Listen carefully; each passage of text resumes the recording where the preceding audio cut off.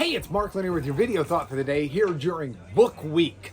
Yeah, I'm in England and it's just got me really in a bookish mood. Now, the weather today is not that overcast, dreary, at least not yet, but it's still always a good day to read a book. Here's the book I pulled off my shelf today. If you've not read this book, you need to read it.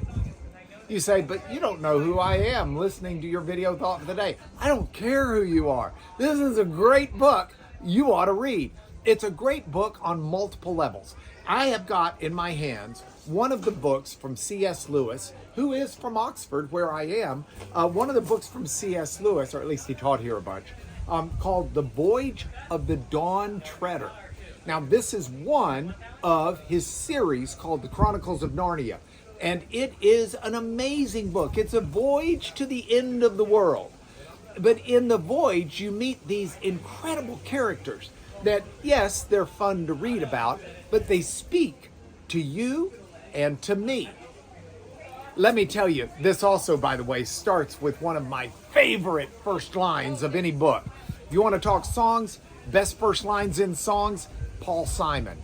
Songs like, "Hello, darkness, my old friend," are lines that start great songs. The Mississippi Delta was shining like a national guitar. You know, Paul Simon had it with songs. C.S. Lewis has it with books. Listen to the first line in this book.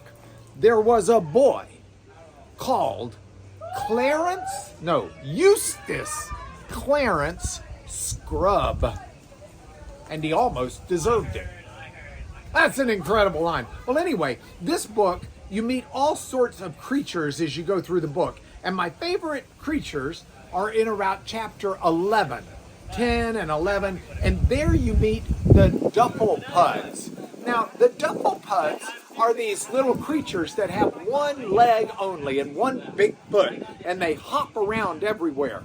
And they live under the authority and control of the magician. And the magician is symbolic of God.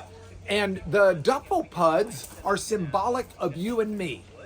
And the magician's doing the best he can to make life good for the Dufflepuds. But the Dufflepuds are absolutely convinced that the magician is doing nothing more than trying to ruin their life. So the magician will cause a creek to run right by the Dufflepuds village because the Dufflepuds have to draw water out to use each day with buckets. And they were having to go to a lake 2 miles away, and they would hop with the bucket, and half the water would slush out of the bucket while they hopped home. And so the magician makes the creek run by so that they don't have to hop and lose all the water. Well, they would have nothing to do with it. They were convinced that all that was an effort from the magician to trick them. And they thought they knew better than the magician, so they would continue to hop 2 miles to haul their water. Absolutely ridiculous. And yet, that's the way you and I are so often. God gives us such clear, marvelous instructions for how to live the best life we can.